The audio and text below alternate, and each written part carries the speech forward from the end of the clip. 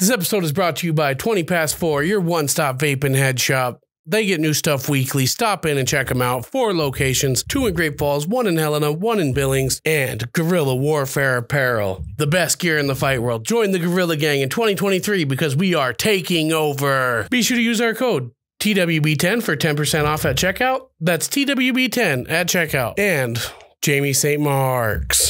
Who's ready for the weekly bust? You're in the right place if you came to catch the show. Tyson and Levi are the names of your host. Who the next guest is, I really wanna know. Conversation escalating, let's get to the show. Who's ready for the weekly bust?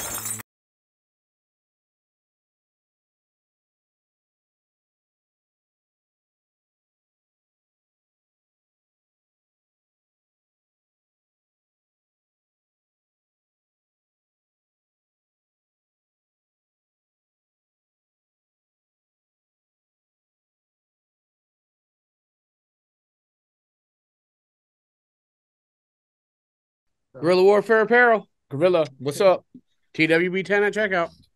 Check out Greg, my homie. He's the best barber in Kalispell. If you guys are looking for a dope-ass fade and a haircut, check out Barber. Greg, he is the man. You can go Barber Greg 2 on IG. Add him on there if you guys are trying to book in. I'm sure he would get you in as soon as possible. Anywho, right now, We are. Guess what? This is fucking season 4. Season 4, episode 1. And we're getting ready to open it up with a motherfucking legitimate fighting superstar who's getting ready to main event a big-ass fight here coming up On February 24th. And when I mean big-ass fight, I mean big. These are the heavyweights against heavyweights. Motherfucking Titan versus Titan. And he goes by the name Belcher. Let's go, dog. What's up, man? Welcome to the show. What's up, guys? Thanks for having me on. I appreciate it. Yes, sir. Thank you for coming, man. We are excited to have you, man. Welcome to probably the raddest little podcast you're going to be on, man. Straight out of Montana. Okay. Good. Taking over the Looking PNW. forward to it. I'm looking forward to it.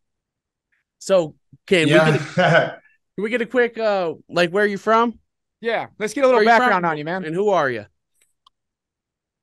Oh, yeah, man. Well, shoot. Right now, I'm currently in Ocean Springs, Mississippi. This is where I reside. Yeah, I ended up here after a lot of journeys and a lot of discovery, self-discovery, been all around the world, but now I'm in Ocean Springs. I grew up in Arkansas, but,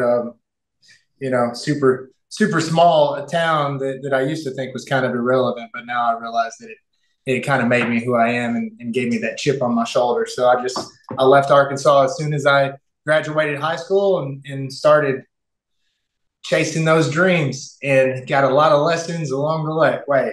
And I'm still learning every single day. So did you leave home a fighter then? Yeah. Well, yeah. I mean, I started fighting when I had my first fight like in a ring whenever I was 14. So 1998, I started fighting amateur kickboxing, boxing, and MMA. I had fought all 3 of those and grappling tournaments and karate tournaments. Before that, I did karate tournaments. I started karate when I was 8 years old, but I've been doing this my whole life, man. I've been a warrior. I've doing Taekwondo and Tang Soo Do since I was 8 years old, or when I was 8 years old. I haven't really done that in a long time. I used to teach that too, but you're a martial artist before martial arts was fucking cool, man. Truly. Oh yeah, 100%. A lot of people do not understand the difference, and I think that's why some OG people have a chip on their shoulder, and I've been able to get rid of that kind of outlook on things. Is like I was doing this when it wasn't cool, Yeah, absolutely, man. When you go that far back, you got to think like even. I mean, because 90s, the karate lost its flavor of the 70s, of Bruce Lee and all that shit. So it didn't have that fun sting anymore. So people that were doing karate, taekwondo, or any kind of martial arts, man. The only martial artist you knew coming into the 2000s was like Chuck Norris, man. Right, that's what I'm saying. It was almost viewed nerdy. So like now, like when you look back, like all those guys were, they're not the superstar like fucking athlete that you think of nowadays. Like Gordon Ryan, you know what I mean, for jiu-jitsu? They look like fucking the Gracies, man. You know, nerds and geese and stuff. That's what they look like. You know, they didn't have this superstar element to it. So is boxing your favorite sport you've been in? I mean, you've came back to it, right? So yeah. I mean, I love boxing. I've learned to love it even more, you know. So I mean, it's hard to say what's my favorite. I think boxing is it's almost so simple. It's so deep and complex, you know. Sometimes in MMA, I feel like you have so many different things that you can work on, and it's like that's kind of like what MMA is. It's kind of like a balance and trying to do all these things. And then sport in boxing, it's the same thing. There's a lot of different skills physically, but there's definitely it's been around longer, and the idea of the mental game behind it and everything is a lot deeper, and a lot of people, you know, still don't really understand, you know. But there's definitely a lot to learn from boxing. MMA fighters are starting to finally realize what they can take from boxing. It's not just punching with your hands, you know. It's much more. It's much more than that. It's emotional intelligence and controlling, you know. Are you on board with the way that the evolution of fighting and combat sports as an entertainment is going? Do you find are you on board with everybody cross-platforming as such, like boxers fighting cage fighters fighting boxers, such as? Yeah, I mean, I think that's the natural evolution of where we're at right now. It was only a matter of time before people started promoting their own thing. It had to get big enough to where there would be money behind it. So, yeah, I'm 100% behind it. I'm a huge advocate for freedom in what you're doing, and obviously that means, you know, being able to do different things and be a free agent and not being locked down and controlled by, you know, those above you that are enslaving you. Is Dana that locked in like that? Or, you know, did you ever have to deal with White himself in general, like personable, like contract? Personally, Dana White was always good to me and was always cool.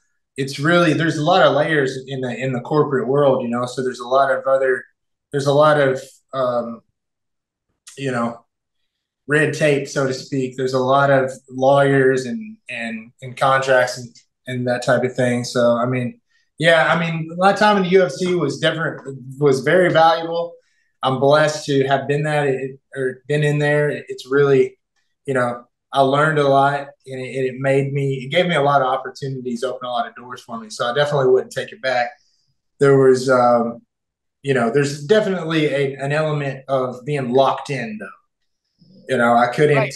And I was doing amateur boxing. I was ready to turn pro at the same time that I got into the UFC when I was 21, 22.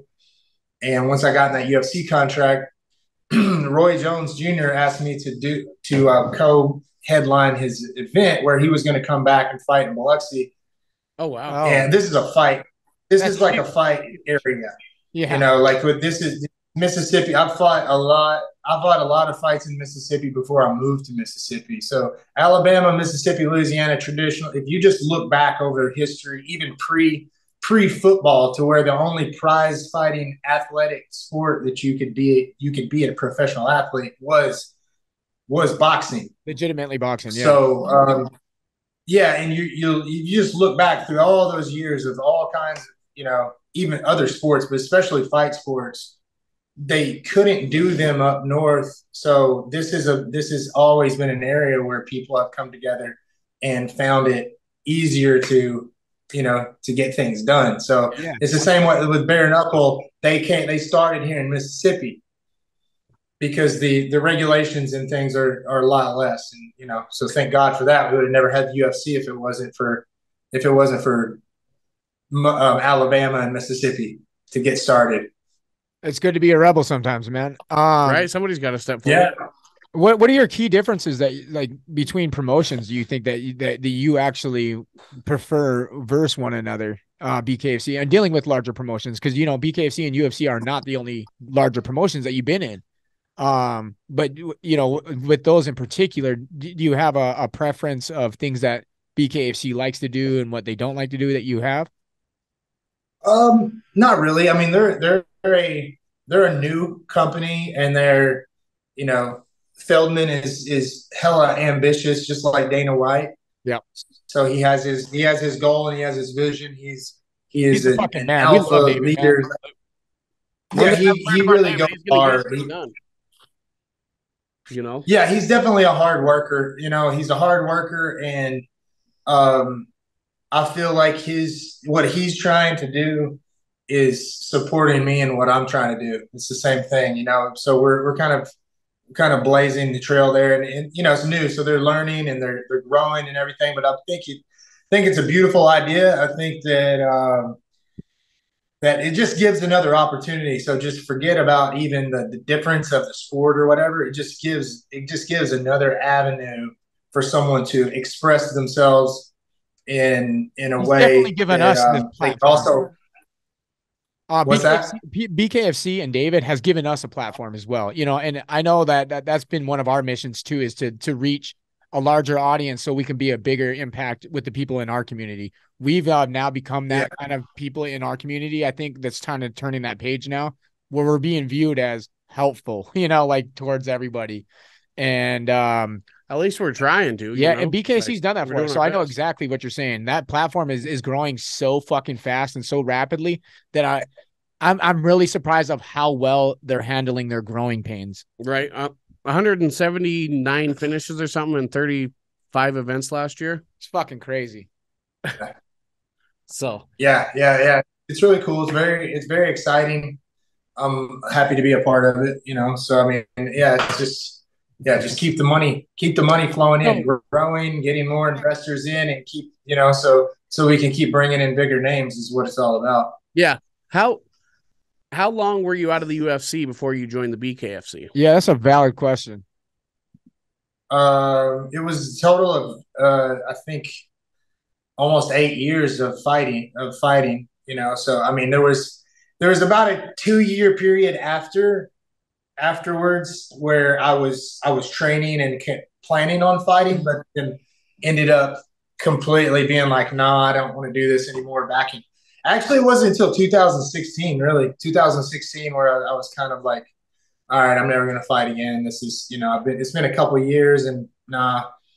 And then same thing with BKFC. I was discussing it with them for a year or so, and then I trained for almost a year getting into it. So, to me, I mean, you look like a fucking natural, the rest of the world. You look like a natural you look like a natural bare knuckle fighter, dude. I did my homework last night, and I watched I watched no other fighter other than you and Gogo.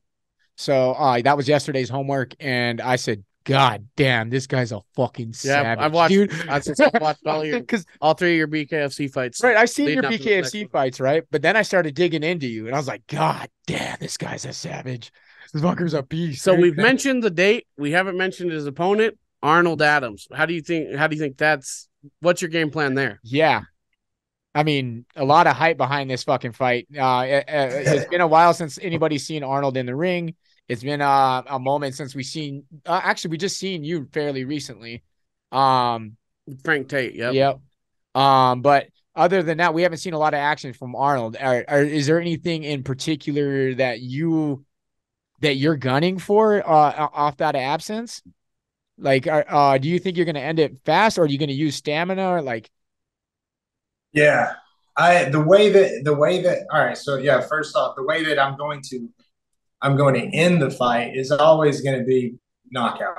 I mean, I'm knocking everyone out from now on. And I know it seems kind of wild or whatever, but I'm a really big believer in belief. I think that belief is the powerful driving life force that makes it possible for us to create things, just like you guys are doing with your podcast. And and if you follow belief very closely, you'll end up following the truth, and the truth will lead you to cause and effect, which ultimately allows you to plan out things and do them the way that you seek out to do them, as long as you're not in your own way. So I'm planning to knock everyone out. That was my goal. Once I got through the Tony Lopez fight, I was like, all right, I'm not going to. This isn't going to be the way that it's done. Like, I can't go to a decision. The first one was really just about getting my feet wet and kind of, I have been in the ring a long time. And Tony Lopez is a giant man that loves to fight bare knuckle and is very tough, very crafty, and he's a champion of another bare knuckle organization, actually. Yeah. Now, yeah, dude, but you know, once I got past that one. Once I got past that one, I decided I was going to go fully commit to becoming a knockout artist. So good at it. I really just started researching and studying and learning everything I could about how to quickly adapt and grab the timing and the rhythm and to how to knock someone out. And yeah, and I'm like, man, I wish I would have focused on this a lot earlier. I see that a lot of younger fighters, younger fighters are fighting for decisions. Yeah, a lot of fighters are fighting for decisions, and they think that they're trying to knock someone out. But if you're trying to knock someone out every single fight, why aren't you doing it? Yeah, it's like what. And I look back at my fights. I had a couple knockouts here and there and whatnot, but it was like. Now that I'm purposely, intentionally trying to knock you out, it just makes my focus like so much more clear, and your striking is phenomenal. You got great hands, man. Oh yeah, you pick your shots phenomenally. They're with intention. You know what I mean? You see fighters in there sometimes that are just they're throwing punches, but they're not following through. They're just picking shots. Not necessarily even picking a shot that's worth the fuck. Yeah, it's not worth the fuck. You fight, dude. You fight really well with precision. Right, with striking, and that's sometimes you just don't see that with UFC fighters because they're so focused on fucking groundwork that they don't have the striking ability that most boxers or anything have. You do. You're phenomenal at it. That's why I wanted to know your strategic behind it, your strategy, whether you're going to go in like a UFC fighter looking to stretch it out, or if you're looking to fucking knock him out. And we know that Arnold is a massively big guy and he takes hits. And that's why I was kind of wondering if where your mind was with that walking in. Yeah. I don't believe that there's anybody that can withstand a punch. Not only from me, I mean, I feel like I do have a lot of pop on my punch and I'm constantly trying to maximize my power. And I feel like I'm pretty much at the prime of my powers, where my mind and my technical, physical technique and skill comes together with my man strength, and I'm just got that little snap, you know? Yeah. But I mean, even that being said, if you were to hit, you know, even with not the power, if you don't see the shot coming and it hits you the right way, especially with bone on bone type of connection, you're going down. So that goes for me too. Like, I can take a punch. I've never been knocked out in all my UFC fights. I was knocked out one time when I was an amateur, and but that doesn't mean that it can't happen just because you can take a punch. So I don't look at it like that. I don't care about his time off. I expect Arnold Adams coming in and being the best that he can be. I feel like, I'm always preparing for that person, and times 10, like their very best version of themselves, like he's been in the trenches grinding it out like I have, because I don't know, maybe he has. So all I can worry about is myself. Okay, fair point. So when I was doing my homework on you last night, I was actually having at one point I even messaged my brother. I said, "Is this the same guy?" Right? Oh, I was just asking the physique question. Your range of physique is fucking major, dude. Like your body range is from very like sucked up almost to unhealthy to very bulked up and super cut and really healthy. Yeah, he messaged me. He's like, "Is this who I'm making a flyer for?" I said, "Is this the same fucking guy?" Like, because it looked like a total different fighter, dude. It was from your younger years. Yeah. I was going throughout some of your younger shit. And because it's fun to dig in and get to know the fighter. But when you see I've done a ton of flyers, man. I'm gonna tell you what, I haven't seen a fighter with that kind of fucking physique range ever. It's crazy. Thanks. Yeah, man. Well, I mean, body is just like anything else. If you put your mind to changing it, you can change it. Within a spectrum, I guess. I mean, all the dieting and weight cutting and stuff from my earlier years really caused a lot of besides the mental aspects and the brain aspects. There's still a lot of hormone issues and a lot of inflammation and things like that. So I've had to learn how to eat. First, I had to fix myself just for life and without fighting. And I think that's really the best way to do it is like if you're healthy and you feel great and your mind is very clear, you're taking care of your mental health too. That's the best case scenario for being a fighter. There's no special type of diet or whatever. You have to be intuitive for what you're doing. The energy that you need for your workout and the recovery, that type of thing. So I've put a lot of work. I've put a lot of work into my health. I put a lot of work into getting stronger, and that was one of the things that helped me fulfill my ambition physically. And it was whenever I was out of fighting, I was still training a little bit here and there, but I really got into strength training, bodybuilding, and that type of stuff just for the fun of it, really. And now, even since my first BKFC fight, I've definitely transitioned how I look. My shoulders aren't so like cappy and big, and my mobility is way better. So I've tried to work on getting my arms and shoulders skinnier, and just putting all the strength in the core and the legs and that type of thing. So yeah, I appreciate that. The joints, right? For sure. Yeah. Yeah, man. That's mobility is a big part of it. Is age catching up to you, or do you feel because at one point in the interview here, you said that you are in your prime, and you think for power, prime of your power, of power. Is age? Well, there's a physical prime, and then there's a mental prime, and the wisdom wise I'm still years away from that. Yeah. So sure. Once you leave your physical prime, you still have your mind, and you can still continue to learn and grow and become a Zen master and become a guru and things like that. Master of your own mind. There's no do what? The master of your own mind. I say it all the time. He does. Oh, yeah, exactly.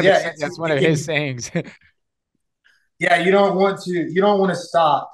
You never fully master yourself. So a lot of people just develop who they think they are whenever they're a teenager and just carry that throughout their whole life. And I don't know if that's not really going to get you. That's not really going to get you anywhere. Come here. I feel that. I got one of them. Yeah. So what I mean by my prime is where those things overlap each other, right? So you have your physical abilities. Like I'm not. There's definitely things that I've had to adjust, like your knees and your back, your hips, your shoulders. They only last so long. I'm 33 and I have knee pain. That's why I'm asking, like, how much you got left in the tank, man? You know what I mean? Like, how much you got? Like, yeah. You got plenty, or are you still? You got a lot left in you? Or are you kind of wrapping things up here soon? I mean, you don't have. I mean, without exposing anything of your career of that sorts, but like, mentally, are you still like all about fucking? You got a few years in you, or? Oh yeah, I definitely have years left for sure. Because mainly I've learned how to preserve myself. So if the way you've done things before is not going to, the fighters right now, they will learn that the way that they are doing it now is not going to last later. You have to change things up. And a lot of fighters will never make it to the top, just like me. That's one of the things that got in my way, is why I stopped when I was 29 years old, because I had to get where I am now and the trajectory that I'm at now. I had to learn. I had to learn lessons. I had to change my mind. I had to change who I was. Yeah. And I wasn't ready for that whenever I was 29. I couldn't. So with the, you know, a lot of the surgeries that I had on my eye and just different things in my personal life and having business and stresses of life, and I had two small kids. Um, it just seemed like I couldn't change fast enough, and I wasn't in the right, I fucking place. hear So that, a lot man. of things had to happen. I had to change. I had to learn how to grow. I can relate to that, man. To be where I am now. And so now, when I decided to do this, I had to do this fully. I decided to do this fully. I didn't want to dabble in it, so I decided to do it while I still had enough physical prime, but I understand how to use it so much better. So I love proving people wrong, and I think that I will. I think that this is, to me, I feel like there's no better scenario than to be exactly where I am with my mind and with my body right now. It couldn't be possible for someone younger to be there, I don't think. I Okay, think fair point. from you going into this fight with Arnold, man, I think these are the best odds I've seen for main card. fairness. Yeah. I mean, like, I don't think anybody Cutting has a out. fucking edge right now on odds. You guys, but you both have a lot of people backing both of you, which is a lot of times you see a fan favorite or something. It doesn't seem to be that way with this fight. It's like from everything that I've been seeing and reading and picking up in the media and shit, is that a lot of people are 50-50 on the whole fucking fight, which is crazy. That doesn't happen too often. Oh yeah. That's fine. That's cool. That's fine with me. To me, it's 100. It's 100-0. Hey, That's on your my end, as it should that's be, my right? outlook. That's right. the way. That's the way it fucking should be designed. Yeah, it really. Belief starts in Yeah, yourself. it really Everyone else should be. believes you. Yeah, You know, you're the one that said you're big on belief, and that's a common theme here in the Weekly Bus, because we're big on manifestation, and your thoughts carry energy, and your energy is real, and that energy can be converted to real successes. So we're always trying to manifest and believe in ourselves as much as we can, because we know that our thoughts are real powerful, man. Like, none of this would have happened. I was gonna say, I've been speaking affirmations, and they've been working, man. Nothing like this. The show wouldn't have been where it is right now if it wasn't from belief. You know what I mean? And having the power of thought and like positivity, really. Yeah. Yeah, wherever you put your intentions, you bring life to it. Yeah. So, I mean, there's no denying that. You don't just accidentally. Great things don't accidentally happen. You have to put intention to those things. So, yeah, I'm very realistic. I have my views on that is I believe fate is working in your favor if you are willing to overcome yourself and overcome the things that have been programmed on you and the things that have been your traumas and wounds and those type of things. If you can overcome this, then you are meant to be something great. It's kind of up to you to figure out what you can be in this world. We do our own individual. We have our own individual way of doing it, but there's be careful of how you limit yourself. That's what I would say. It's crazy you said that, because with everything that I picked up from you, man, it seems like that you're never really going to be truly satisfied with your progress. It seems like you're a man of progress, and you want more. You want better for yourself in every fashion, right? When you do reach the top level, and and it's probably, from just talking to you, this sounds like there's nothing's going to get in your way of getting to the fucking top. But when you do reach it, right, what's next? Mm-hmm. As the top, you're going to have to define the top. What's the top? Well, the top of the sport right now. Belt, so when you become champ, if you become champ, right. Then what's your next goal? The way I look at it is, so when I win the belt February 24th, there's another goal after that. You defend the belt. You start to look at, just like I am now. Every fight is a harder challenge. Every fight is a higher payday, more exposure, more of an impact for those people besides myself, which I've had to do a lot of deep work about about what I'm, I've done a lot of things in my life. I've been like, Oh, did we lose him? I've been running businesses and, yeah, you good? Yep, I we're had good. a fault. I had a call. But yeah, man, Denying a call. Told you.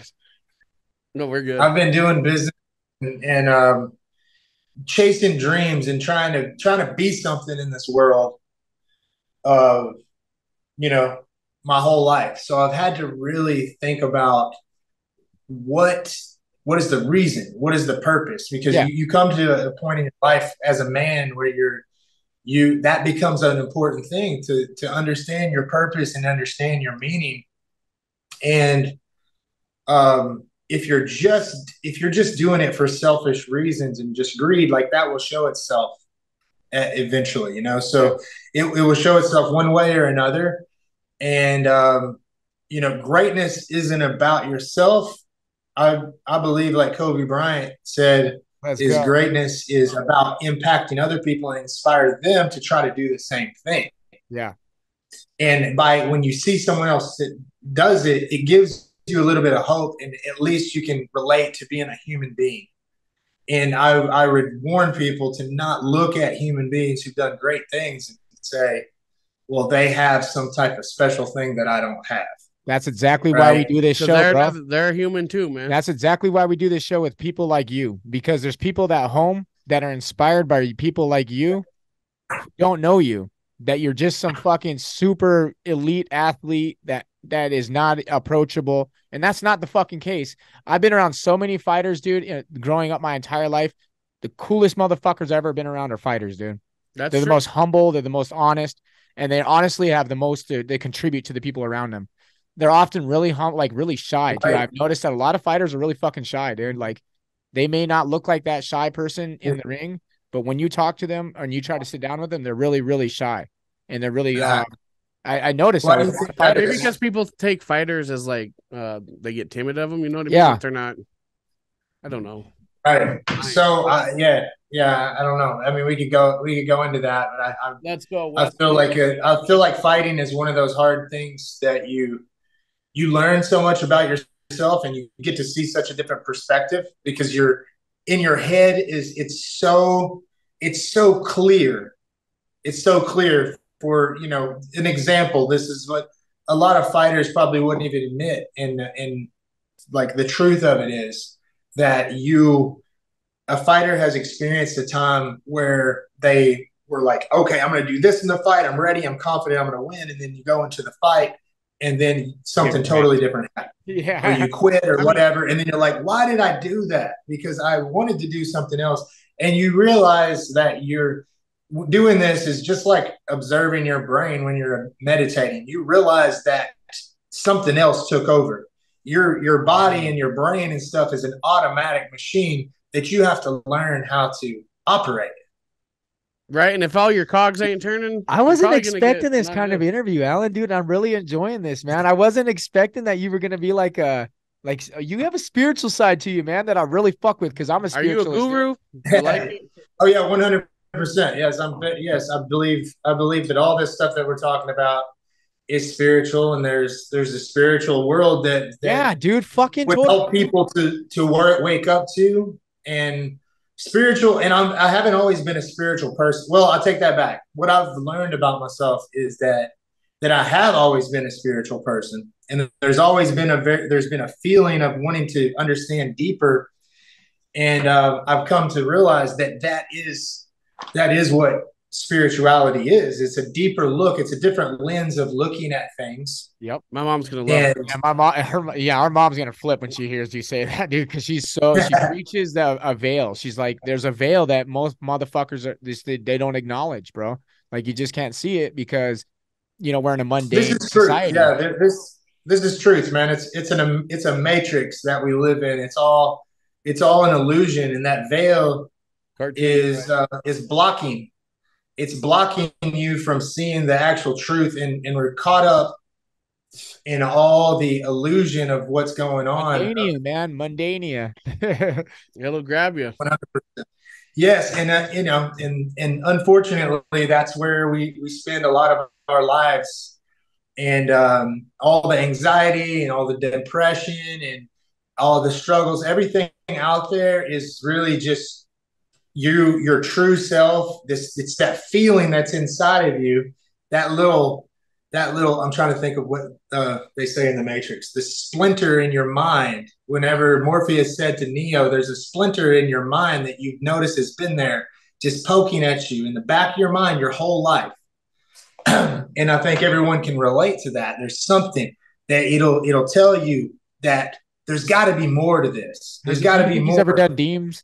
It's very possible. Have you done Deems? DMT?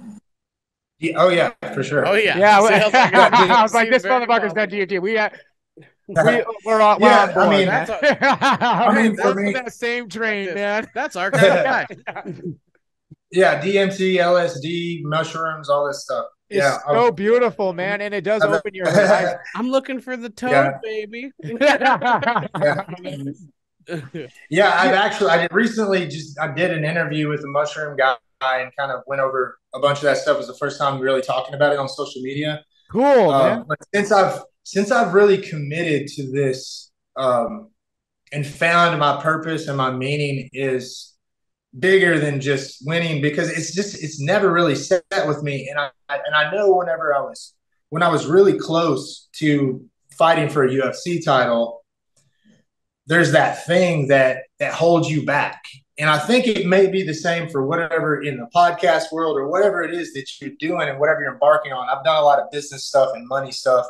And when you make it about these material things, or if it's too much about yourself and you haven't really caught on to the purpose, it becomes the force of average, or the devil, the negativity, whatever it is going to throw you off track. And we call it like self-sabotage. Like every time we get close to greatness, scared of success, we can't jump in for all the way for the greatness. Something always just holds us back. And I think that's just the way of God or the universe or whatever, just trying to help you realize what this is all actually about. If you're not completely clear on it, then you're not actually going to get there. But the greats, the Kobe Bryants, as I mentioned before. We love Kobe. We're huge Lakers fans. We're Lakers fans, man. So we're huge Kobe fans. Him and Nipsey Hussle. Oh, hell yeah. Like all the time. Yeah. Yeah, man, it's not by accident. The great people do these great things. It is getting completely dialed in with what this meaning and this whole idea of spirituality. Even if someone like that didn't claim to be spiritual, it is a spiritual thing. That is the thing. The emotions, the life force behind this is what it's about. So totally back to what I was saying now. Like, you don't have an ego. So like 90% of the people that we deal with in fighters have egos, man. They carry them with them, and it helps them in fights. They have attitudes, they have good attitudes, bad attitudes, whatever it is. It's an ego, right? They carry it big time, usually right on their chest. With a person with your statue and your background, I was walking in because I didn't get I had no conversation with you prior to this. Levi did. So I didn't know who I was going to really get, and I was wondering what kind of person. And you have the right to have an ego, and you don't got one, bro. And with you saying this shit, it totally makes sense that you did the spiritual route with Sykes. Did you do it for mental health purposes, or was it just something that you knew, like an exploration? Right? Were you exploring, or did you know that like you wanted to focus on mental health, and you heard this was a cure, or what kind of led you there? Oh yeah, for sure, man. I mean, to give you like a big piece of the timeline or whatever. Yeah. Was really, at the time that even whenever I was close to the UFC title, I had made a lot of money from my bonuses. I had been smart with investing. I had a couple businesses going at that time. And for whatever reason, it just wasn't fulfilling to me. And that thing, I thought that the eye injuries was kind of a sign for me to do something else. So I got, and literally my personal life was falling apart. And whenever I got out of fighting and I went into business, I just went even crazier on like doing business stuff. And I had dozens of businesses, I was over 100 different online products, and I had many different gyms that I ran. And Sponsor. I even started a consulting company. Yeah, and I mean, we got into like so many different things because it was just not. It was almost like, how do I feel? You know, how do I fill this cup up or whatever? Yeah, And yeah. you know, to my ex-wife at the time was like, well, now you're out of fighting, but it's like you're so much even more into all this other stuff. It's like leaving fighting was not the answer. I mean, that was almost better. Like now this is just consumed everything all the time.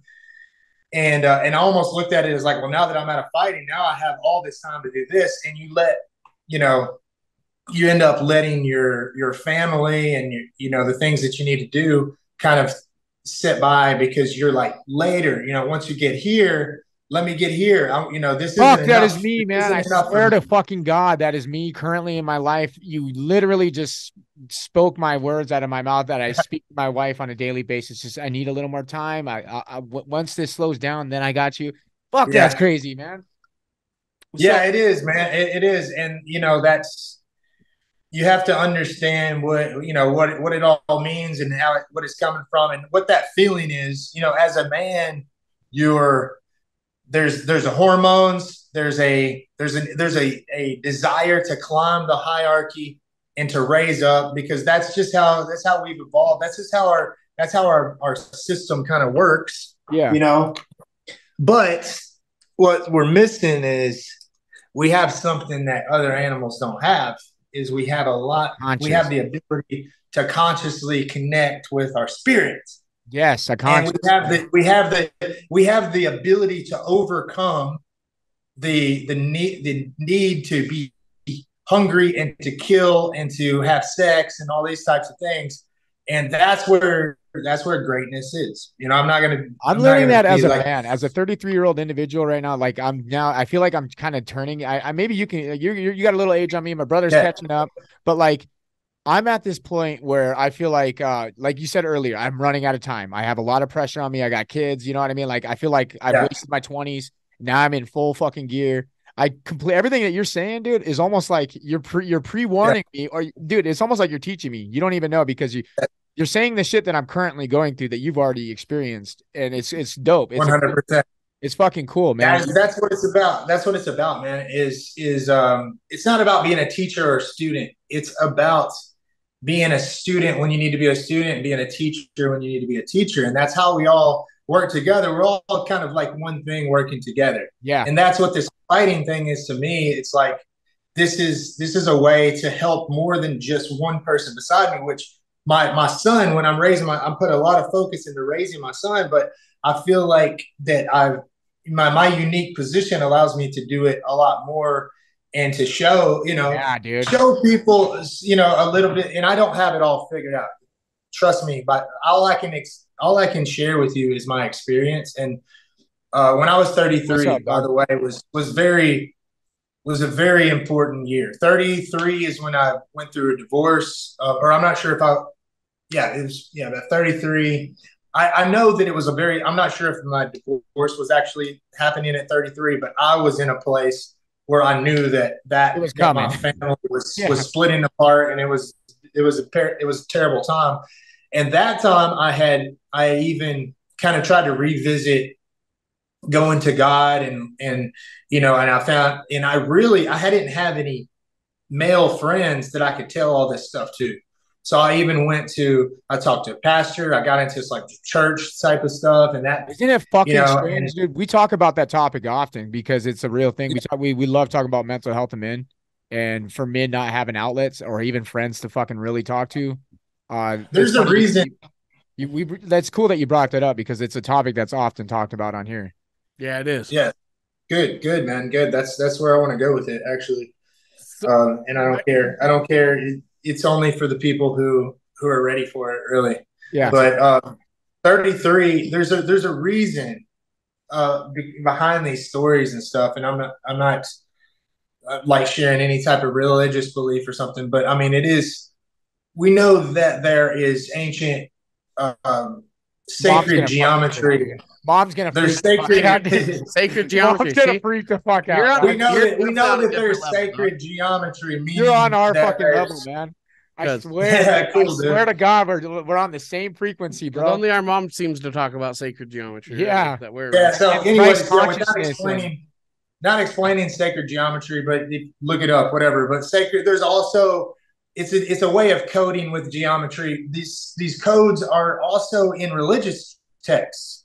So if you look at the original languages or whatever that were, there's a certain number for the language or whatever, and you map all this shit out, and it's like codes or whatever, and codes through stories and this type of thing. man. There's a reason why Jesus was 33 whenever he was crucified. And there's a reason why Buddha went on his path to enlightenment and left his family whenever he was 33.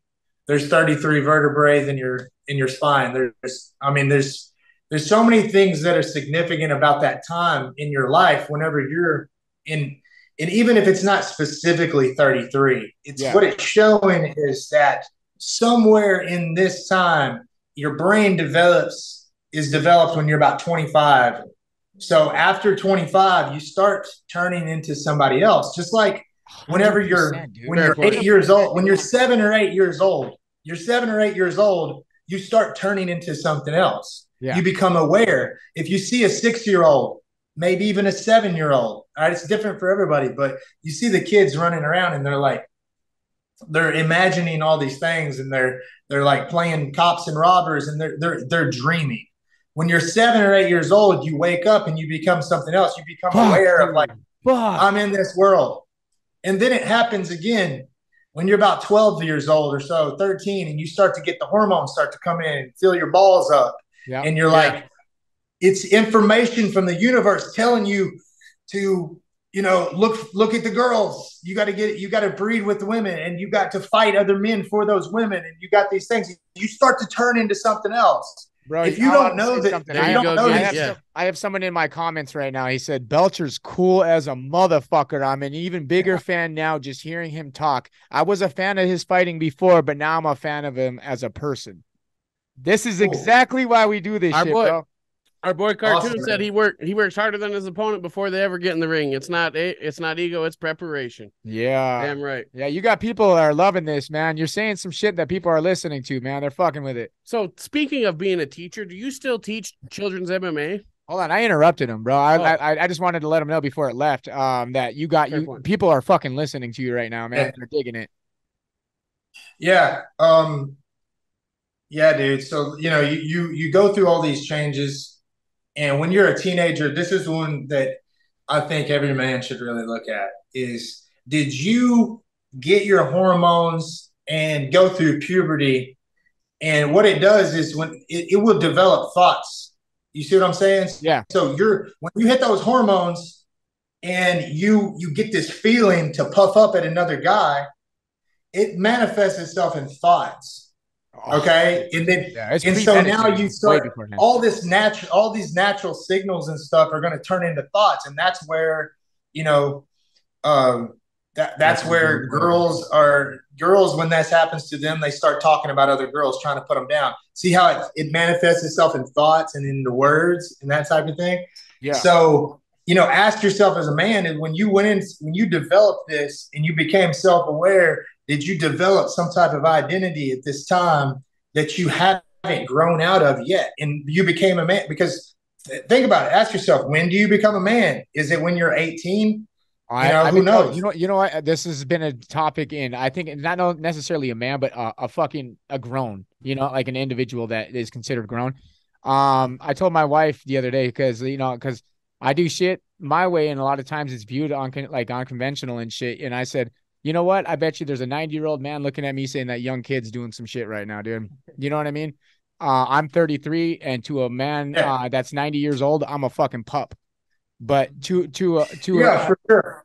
But has that older man advanced in his life? That's the question. Either way, though, it's a perspective thing. When he asks, at what point do you become a man? It's a fucking really good question. I don't think we ever truly do become exactly what we define as a man, because as we grow as a man, that definition changes. Because you have someone to look up to, and you don't know if they consider themselves a man. Well, yeah, right. that definition changes with age. Like, I'm definitely not the man that I thought I was going to be, but I think I'm a good man. I feel that. Right. Yeah. The And I point feel like in is the next the point that I'm trying to make is that life is a cycle. Life, and you have to die to your old self at some point. Whenever you go through these stages, if you look at those two stages, or just look at it when you're a kid going into being a teenager, this is a stage where you die to your old self and you're reborn as a young man or whatever. You will feel something in you, okay, for the rest of your life if you don't do something about it, that is telling you that you need to die again and be reborn to another version of yourself. This is awesome. This is the whole teachings of Jesus Christ is this rebirth, birth, chaos, death, rebirth. It's a cycle going all over and over. I've never even thought of anything like that before. That's fucking crazy, dude. If you think of it that way, like a resurrection of the man himself, like fuck, that's nuts. I don't know that. So maybe that's gonna get my brain turning off the camera here. Kristen, do you have anything? You've been super quiet. I want you to get involved here. This is our cameraman and editor. His name's Christian. He's a co-owner and part of the show. He's just really quiet. He'll be at Knucklemania too. It's cool, man. He's just listening. He's just taking it all in. Yeah. But if you're wondering, he's wearing a Guerrilla Warfare hat as well. That's for everybody. Okay, link in our bio. Go ahead, tell him what it is, man. So I want to hear your point. I keep interrupting you because the shit you say just resonates so fucking deeply at home, because the things that you say don't get talked about out in public very often, but it's often talked about within our private lives, like my brothers, Christians, Levi. It's relevant in our private lives, but it's never talked about in public. So I'm excited. Cool, Yeah, I mean, I think, with some shows, with some things that we're doing, it's for, purely entertainment. And there's so many different things you can do in this world, and so many ways you can play the game and be part of the material world and play this game or whatever. But like you said, off air, when you're in your private life, maybe that's not what your show's about, but it's like, it is definitely something that people should consider. Fuck yeah. Our show's about everything and about nothing all at once. That's fair. Yeah. Oh, what is that? That's me. Fuck, that's kiddos usually. So, we made, like, you had, I know that I keep interrupting. You had a point. I think you had of on topic. I wanted to circle back to when you said, yeah, you had a great, because I brought up that men just don't have an outlet. They don't fucking talk to people, bro. You know what I mean? And when we don't. It's not. It's the problem is we think that we're the only one that's thinking like that. Yeah, we think that a lot of these things it's just us. But whenever you start to see the things through this type of spiritual lens, you start to realize that we're all the same, bro. We're all the same. Yeah, dude. We have just a slightly different vessel that we're living this life in, but we're all kind of the same soul that is that's doing it. So there's going to be small differences in my. You could call them big differences, but I promise, in the big scheme of things, they're very small differences. We're all going to live and we're all going to die. That's probably the thing that makes us all the same. Fuck, I hate it. I was gonna say, no matter what you accomplish, you ain't defeating death. I feel like I have so much more to do, dude, that I'm like, fuck, man. I just right. Like death's 50 years away. Holy shit, dude. I'm like, I'm running out of time, man. I got a lot of shit to do. Right. Well, that's man. Another thing I would say, bro, is like you don't think of your 20s as being wasted. Okay. The idea here with fate is when you accept that everything has happened for a reason to get you to this point, there's no other way to have done it. The past is just an illusion. I said that on the present moment is how it is. So it's like everything happens for a reason. Not that it's just like it's been designed for you and you have no control of it, but your fate is to grow and develop and to make it and to become the best you can. Just like, this is what I teach my kids. I try to make this philosophical stuff very easy. So I'm like, think of, I saw this documentary with these octopuses laying these thousands of eggs and these little octopuses finally break free, and it's their fate to go out on their own and become an octopus and whatever octopuses do, right? Probably the same thing we do is like fuck and eat, and that's pretty much yes, fight, fuck, and eat. Like that's what an animal does, right? So, but the thing is, they have to fight the currents. They have to fight their way. They have to try to hide from fish. They're out on their own. Were they cuttlefish? I just watched that, dude. Was it on Netflix like fairly recently ago? Yes. Cuttlefish. I watched that yesterday or the day before. I swear to God, with my son. That's fucking crazy. Yeah, man. The universe has us on time right now, dude. Cool, bro. Yeah, those types of shows really teach you a lot.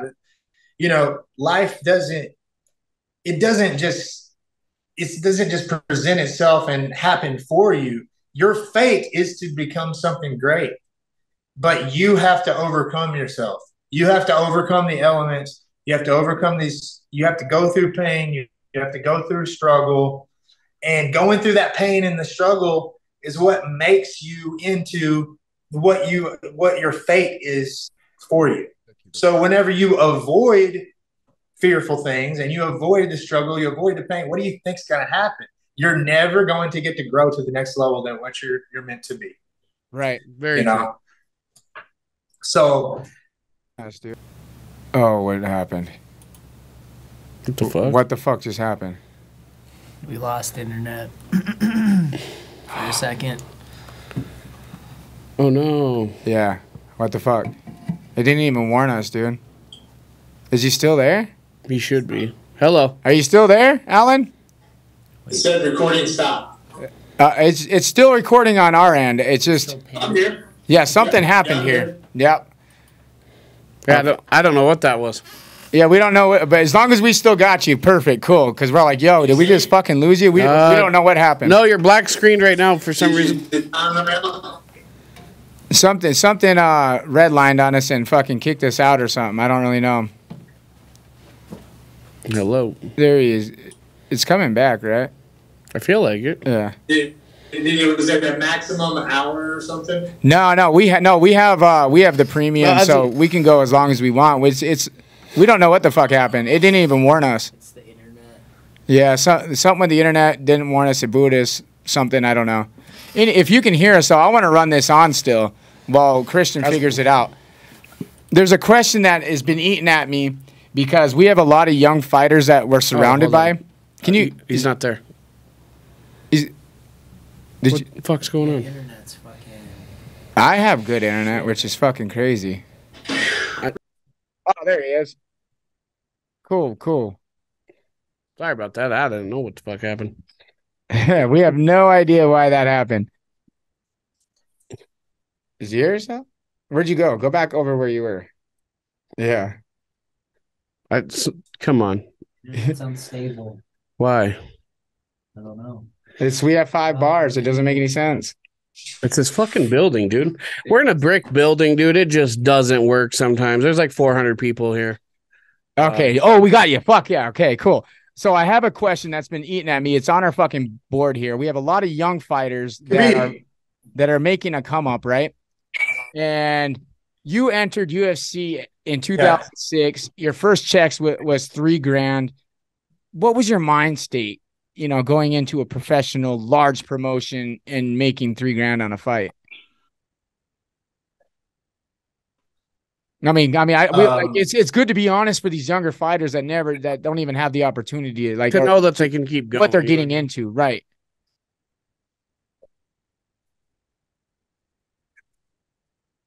Are you there? Yeah. Oh. Yeah, man. Well, I mean, if you're can you hear me? Yep. We got you. You guys hear me? Yep. I don't know what. Yeah, you there? Yeah, we're here. We're here, man. Can you see us? Yeah, we're here. I'm here. Yeah. Okay, cool. Okay. Yeah, it's just your video is just slowing down. All right. I don't know. Yeah, we have 5 bars. I don't know what's going on. Yeah. So yeah, I would say that if you're your authentic self and you really do something that you're passionate about, it's going to work out for you, one way or another. If you get too caught up about the money Yep. too early, then that could definitely distract you. That could definitely distract you. For me, there wasn't, it was hopeful in the future that maybe it would pay off a lot more, but at the same time, no, even the highest paid guys were not making a whole lot. So, to me, I had to frame it all about, that was what I was destined to do, or that was what I really felt like was driven. That's what I wanted to accomplish. And if I needed to make money, this would provide opportunities for me to do other things. And when I had started my first gym, whenever I got into the UFC, like my first fight. So I was already like thinking about making money to support my thing. Your fighting career. So I have a totally different experience than a lot of other people, because I never put myself in a situation where I was like, well, I got to work, I'm going to go and give this a shot. And if it doesn't make money, I got to go back and do something else. Like I literally, while I was trying to get into the UFC, I started teaching people. I rented out a little space inside of a gym and was teaching a little bit. So I was already learning how to make money, but giving myself the freedom to be able to train a lot, Yeah. So, which is harder. It's not, it's not easy to do that today. I feel like that can be done with, I don't know, with your sponsors and with social media, and there's some opportunities there, but still you have to be willing to live frugally and to not give in to the pressures of society for what you wear, what you drive, how much money you have in the bank.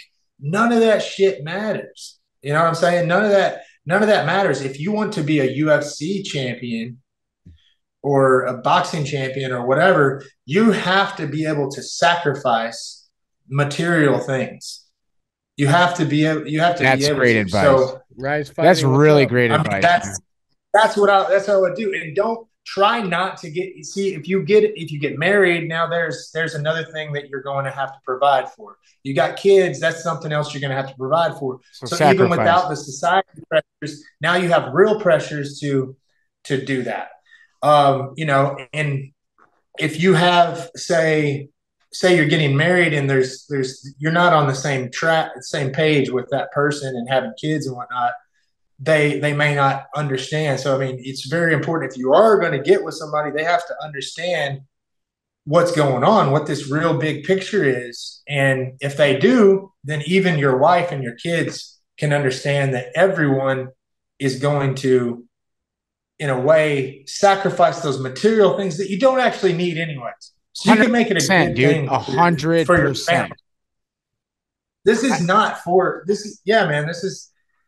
anything great is so much bigger than just getting a job and making $100,000 a year. I appreciate it a lot, man. I said you can't chase your dreams while chasing a 9-to-5 job, and because you're not there. You're not committing to your dream. You're not committing to giving all you're giving all your time away in a 9-to-5 job to somebody else's dream, and you're providing them, and they're on vacation and that type of thing. You should be spending that time to work on your passion and what you're doing, even if you don't have the money. See, people can't live without money, because in our society, we make believe that we need this money, but we actually don't. We need basic needs. Basic needs is all you need. That's why it's called a basic need. Yeah. So if you can make your basic needs happen, you can spend that time loving and experiencing life and building something for the future. And you can start doing it right now. And that's what we're doing. Kick ass today doing it. Yeah. And it'll all amount to something. You just, it's all about following your heart. Just got to keep pushing, man. You've had some big fights, man, like some headliners. And I think you've had even a fight of the night or a knockout of the night award given to you by BKFC. who was your toughest opponent coming into your new opponent and the experience they brought? I mean, and I'm not talking MMA or anything. I'm strictly bare knuckle. Okay. And do you think Oh, Bobo? that's gonna Do be you think Bobo might have been your toughest fight? Well, I mean, if you just Bobo caught me, he hit me in the ear, kind of buzzed my ear a little ooh. bit. The knuckles do some. I've Fuck. never experienced that with an MMA fight, so his knuckle went in my ear, and it was a Ooh. real. It was kind of made me. It got in my head just a little bit, and that's what happens is it takes up a little bit of space in your mind. So that's what you're kind of training for is being able to any type of little thing that might distract you to try to stay focused on what the job is. So that was a challenging thing, and I got a lot of value from that. But I do have to say, even between all my boxing matches that I've had too, since I've came back, Tony Lopez was Levi the knew it. hardest Levi at Levi first. said it. Yeah. Partially because it was my first time fighting in a long time, but also if you look in the guy's eyes, he's not trying to lose. Yeah. He is trying to beat you, and he is overcoming these demons. And maybe his technique isn't pretty, Yeah. right? But he makes up for it because he can take a punch and he has the mind. So there's nothing scarier, man, than someone that has a mind that says, "I will not quit. I'm going to find a way to win this, and I Yeah. don't give a shit what people think. I'm putting myself out here." So Yeah. Tony Lopez had that eye of a tiger, and that's somebody that wasn't going to lay down. Not to disrespect my other opponents or anything Oh, like absolutely. that. You can't take from, other people, but like the reality is that was a real question. I wanted to see your opinion on why and who was your strongest, or toughest opponent. And Yeah, Levi was betting money. He would have said Tony too. I was real because I yeah, was watching. And that's because I could see that, like the no quit drive in him when you guys were fighting. I was like, oh, that dude got a head like a football. He ain't giving up. You have to put him down before he goes out. You know what I mean? yeah. You got to put him I, out I before realized he. pretty early that I might have to go to decision, and I was getting my mind ready. I'm like, all right, this is gonna be a long night. Let's get Yeah. ready for it. Because I was really testing my hands out too, because that's one reason why I wasn't like, okay, let's end it right now. Let's just go for a decision because I was testing and seeing what my hands could really handle, and you know, what it felt like. I mean, there was some times in there where I really tried to hit him hard, and I was like, whoa, I need to back off. I'm gonna break my hands. So was that one But of it your was all more? just a learning experience. That's a What really was that one of your more nerve wracking like fights going in? Is your first bare knuckle fight? Yeah, it really was. I mean, because that just Because feels like a different animal, right? Bare knuckle, no glove. yeah, to me though, It's like a street fight, but sanctioned. to me, it was more about just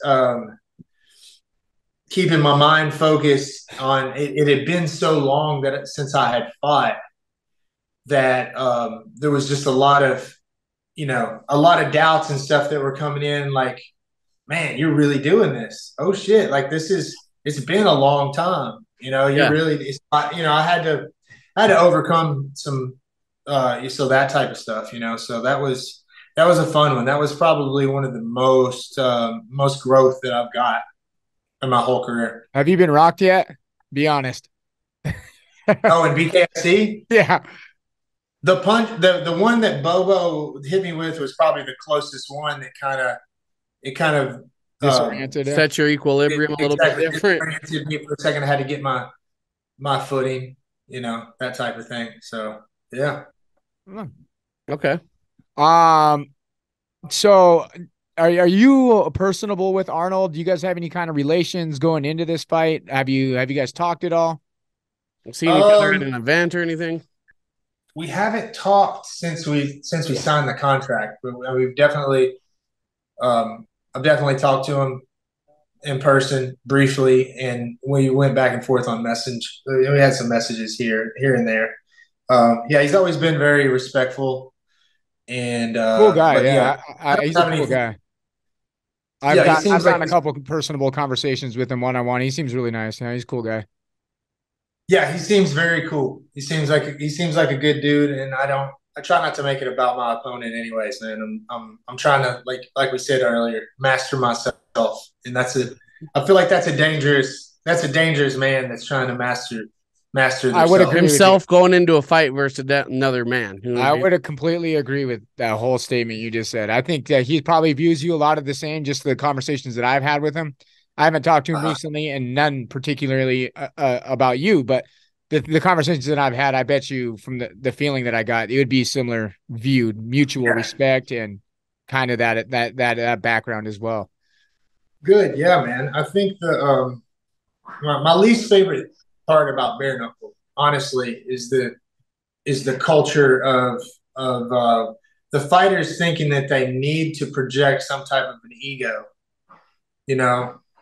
And this is one of the things that's holding it back, I believe. And there's not a whole lot that I guess the company can do about it. I mean, unless they notice the same thing and purposely, somehow get into it. But any type of fake bullshit is seen. There's a certain type of people. There's some people out there that are maybe they're looking. They see the fakeness and they like the drama, but maybe they're not realizing that the person is actually trying to create some type of a character or something. And then there's people that just are fooled by it. But the majority of people nowadays is heading into the future too. We're just becoming more conscious as human beings. That's why a lot of this bullshit doesn't work. That's why the realness, that, I mean, you just see it in everything, in any type of media or entertainment. We just crave real. We crave reality. Yes, authentic fucking shit. I think it's the journalism in us, the journalist. I tell my wife that. I said, I want to be in the fucking grimy shit. If I could get signed by anybody, I'd want to get signed by Vice, because Vice is so fucking grimy that they're willing to get in the dirt to get the truth out. You know what I mean? The real grimy, raw shit. Right. And not telling people how they got there. Right. Well, Vice is so trusted. Yeah. I mean, the cartel invites them to do stupid shit. But it's because they're willing to fucking tell the truth without fucking blowing anybody out of the water. That's right. Vice really is one of the best. You seem like you've done a lot of, like you said, you've had several businesses, from, ranging from fighting to not fighting. You also market, you're into marketing, you're into that type of shit. With an undisputed marketer. Could you speak on that? Yeah. Are you still in that? No, I'm really, man, 2 years ago when I decided to do this full time. Yeah. I pretty much sold my house. I sold my businesses. I got, I arranged my life where I was financially good and had basic needs and I had income coming in. I'm more of an investor, now. But Okay. I got rid of everything and I disappeared from social media. I disappeared from. We know. I know, man. I had to reach out. I was like, dude, how come he won't share his stuff? But then I just kind of was looking into it. I was like, it doesn't look like he shares much, so I'm not going to take anything to it. Yeah. Yeah. We try to help people. You know what I mean? We try pushing markets. Yeah. We try to share marketing. Yeah. What happened now? You right there. Yep. Oh, it's a call. Sorry. Oh, no, that was my AirPods. I was messing with them. It Oh. popped up. But yeah, man, I've done a lot of business and stuff. Now what I've learned is that, and I know I mentioned several times even during this, is like doing multiple different businesses and things. Yeah. Not saying that that's necessarily the wrong thing, but it was the wrong thing for me at the time. Like when you focus, more you can focus on one thing is better. You're knocking on a fucking championship now, man. So whatever you did it the right thing, man. I mean, like if this was pertaining to your goal, it looks like you've come full circle, man. You've made the right fucking choice, because now look at where you're at. For sure. Well, the way I look at it is that when, I had to kind of get back to where I was following my passion in my in my early 20s. When I got married the first time, I was like, or I said, well, when I got married, the only time, I stopped drinking. I stopped doing I was abstaining from, I would discipline myself. We'll say it that way. And it was 6 years without drinking or doing drugs, and was, I would discipline myself because I was passionate about it, Yeah. And slowly but surely what happened was I got away from what my heart and soul was wanting me to do, and I started to do what society wanted me to do, and what Mundania, the other people in Matrix. my life was thinking, was trying to tell me that I should be doing, right. Yeah. And the more I did that, the more shit fell apart. And then I went back, started drinking a little bit. It wasn't a big deal. Started drinking more, started to get sloppier, started to, and this is all while building these businesses. And, I've made a lot of money. I've done a lot of things. I've had a lot of toys and stuff. And, it's just was not fulfilling at all. Doesn't that sound like And Aaron it Rodgers with finally, the Packers right now? Like you really do. You sound like Aaron Rodgers is leaving, football, often saying the same shit that you're saying almost right now. He's like, I don't have the same interest in any of that shit. He's all like, I just want to be good at what I do, and it's almost like hearing Aaron Rodgers speak through you. And yeah, he's one of those greats that you talk about. He just, he's put in yeah. the work and the effort to be there. I'm not a Packers fan or a Rodgers fan, but you got to acknowledge the idea of what he's But doing. the guy is fucking He's good. fucking great. Yeah.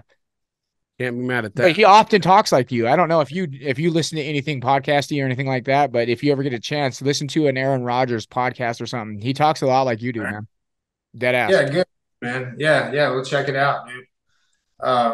Yeah, man. But I decided to scrap everything and to just focus on what felt right. And once I got everything lined up, man, the last 2 years has been great, and I feel like that's why I'm sitting here, talking to you guys about fighting Arnold Adams for Yeah. this heavyweight title, and Let's then go. it's on to the next thing.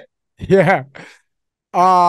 You've had an interesting bet with Michael Bisping, 159, Uh-huh. a tattoo bet. You want to explain that? Oh yeah, I mean, dude, yeah, Come on. that was really ages ago. That was just explore. That was really just me experimenting and exploring with media and publicity and shit Yeah. talking and type of thing.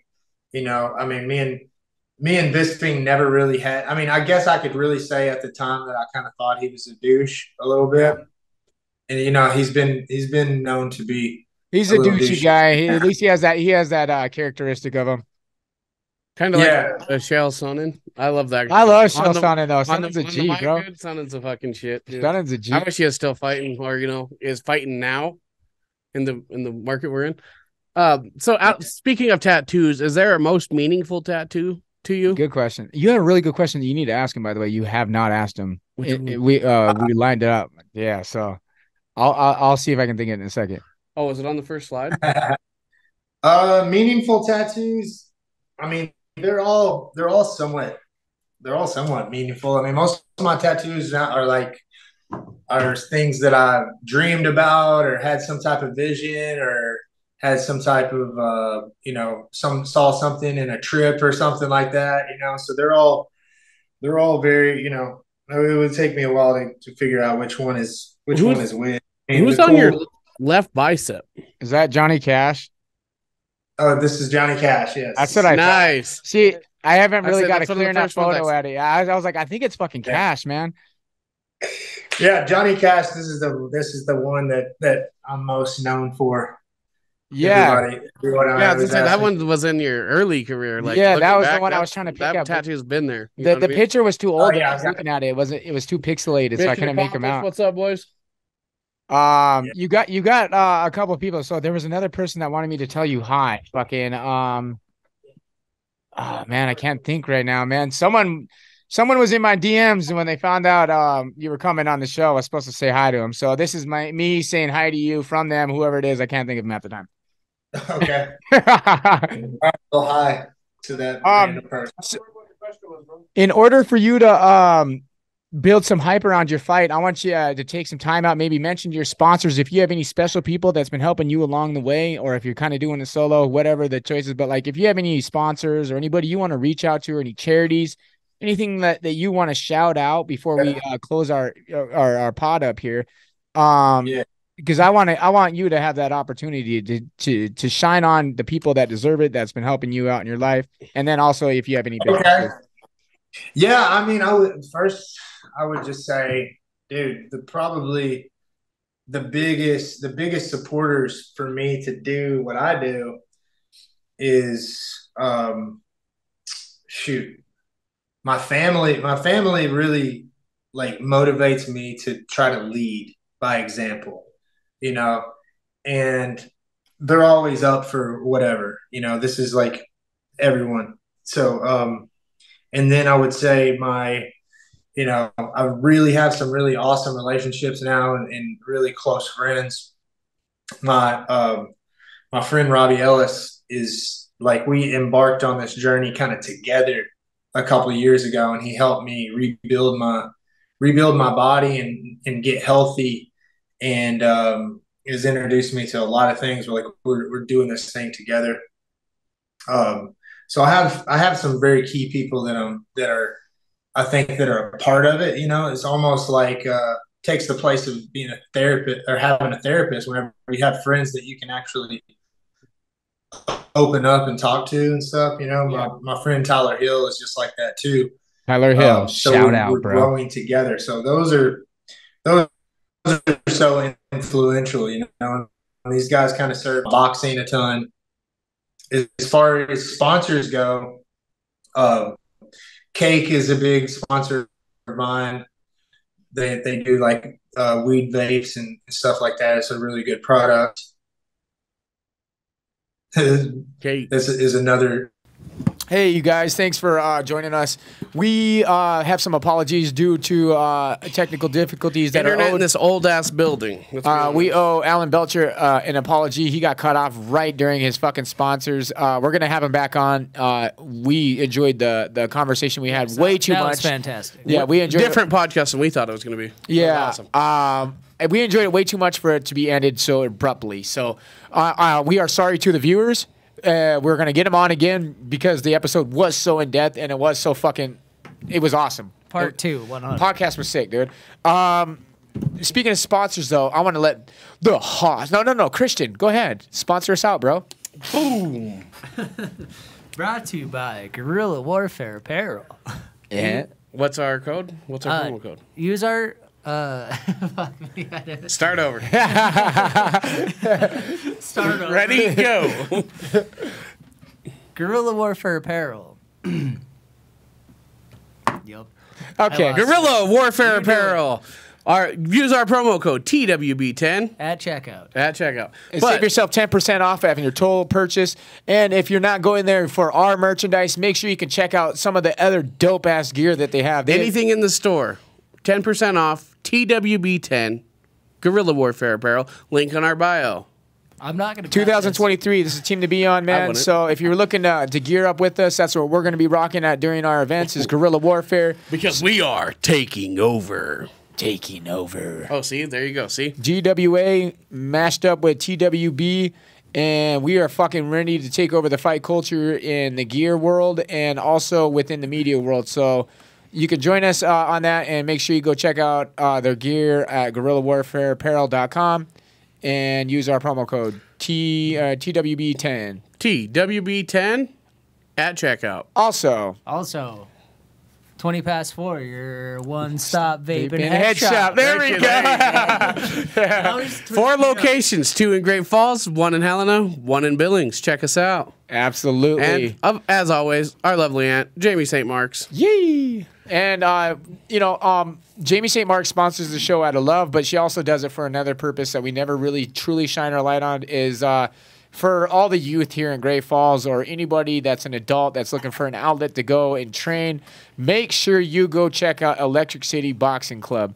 Them boys put their heart and soul into them pads and into those gloves, and they also are a great way of strengthening your mind and your body if you're looking for that kind of camaraderie with And other your fighters. soul. Yeah. Electric City Boxing Club. Check them out. That's right. Anyways, We got fights tonight. Shout out to GoGo. Let's get it on. Season 4, episode 1 is exactly how the weekly As bust you films. thought it would go. Very weekly busty. Yeah. Our internet was busting for sure. Busting ass. Yeah, it sucked. All right, you guys, this is the weekly bust. We are the Weekly Bust. And that's how I end it.